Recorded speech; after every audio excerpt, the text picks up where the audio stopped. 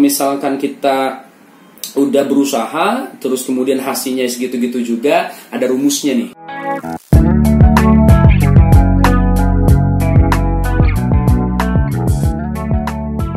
Halo sahabat ISQ, saya Ramdhani, trainer ISQ. Hari ini saya baru mulai nih bikin video, karena di era milenial ini banyak sekali yang minta, ini trainer-trainer ISQ pada kemana sih katanya. Makanya kita sekarang bikin video ya. Dan nanti kita akan banyak komunikasi, kita akan banyak interaksi, jadi tetap di sini. Dan untuk kali ini saya akan bahas beberapa hal yang sering di tempat training ditanyakan pada saya nih. Jadi kalau tempat training suka ada yang bilang kayak gini, gua mandek nih di satu posisi, gua udah usaha tapi tetap gini-gini aja, terus gua nggak tahu harus ngapain juga gitu ya. Coba ada nggak di antara sahabat ISQ semua yang juga punya perasaan seperti itu atau pernah mengalami itu? Kalau pernah, boleh juga ya nanti diisi di kolom komentar, supaya nanti kalau memang misalkan nggak terbahas di video ini, kita bahas di video berikutnya. Nah, kita akan lanjut nih. Kita akan bahas kalau yang mandek di satu posisi terus harus ngapain gitu ya.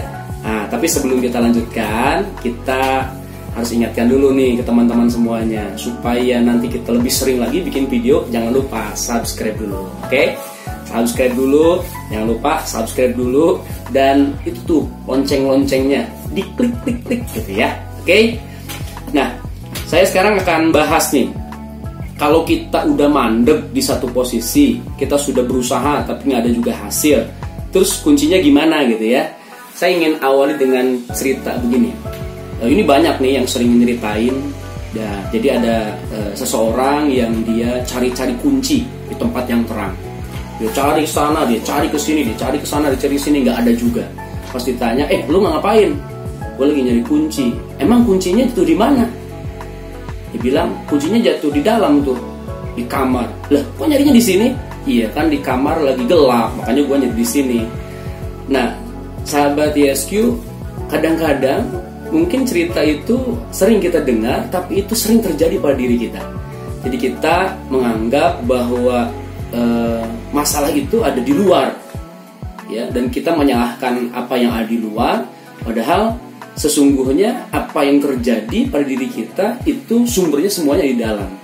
Jadi kita banyak menyalahkan hal-hal di luar, kita mengatakan, oh itu karena ini, oh itu karena itu, oh karena itu, karena kejadian itu, tapi kita lupa melihat ke dalam diri kita sendiri. Dan akhirnya kalau kita terlalu sering menyalahkan pihak luar, kita sering menyalahkan hal-hal yang ada di luar sana, akhirnya kita mandek deh.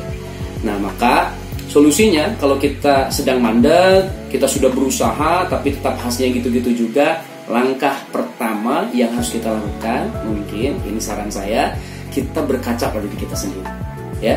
Jadi apapun yang sudah kita lakukan sebelumnya, pasti ada hal yang bisa kita improve. Itu yang penting. Nah, coba, tapi ini kan tips gitu ya. Kalau teman-teman yang lainnya punya case yang lainnya, mandek terus gimana bisa jalan lagi, sudah usaha, terus teman-teman akhirnya dia bisa lebih baik lagi setelah usaha tersebut, kayak gimana waktu itu menyelesaikannya, boleh di kolom komentar. Kira-kira kalau teman-teman gimana nih pengalamannya waktu itu. Nah, teman-teman, selanjutnya kalau dari saya sih, kalau misalkan kita udah berusaha terus kemudian hasilnya segitu-gitu juga, ada rumusnya nih. Rumusnya itu ERO, event plus respon sama dengan outcome. Jadi kalau kita misalkan sudah melakukan sesuatu dan itu sudah menjadi suatu event, teman-teman, ya kita nggak bisa merubah event itu. Yang bisa kita rubah apa? Respon kita. Ya, jadi respon kita saja yang kita perbaiki.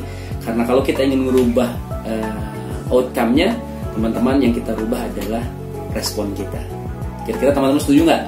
Kalau teman-teman setuju, silahkan kasih komen. Kalaupun yang nggak setuju, nggak apa-apa juga, kasih komen, teman-teman. Dua yang saya ingin sampaikan kali ini, kalau kita mandek di suatu posisi, kalau kita berusaha tapi hasilnya tetap gitu-gitu juga, yang pertama, teman-teman coba berkaca pada diri kita sendiri. Yang kedua, teman-teman, yang dirubah bukan eventnya, tapi yang kita ubah adalah responnya. Selamat berjuang teman-teman, mari kita jadikan semua hari kita menyenangkan. Jangan lupa tersenyum. Kalau anak-anak ISQ yang pernah ikut training ISQ pasti ingat sapaan ini. Pagi. Saya Ramdhani, Trainer ISQ. Sampai berjumpa lagi di video berikutnya. Bye.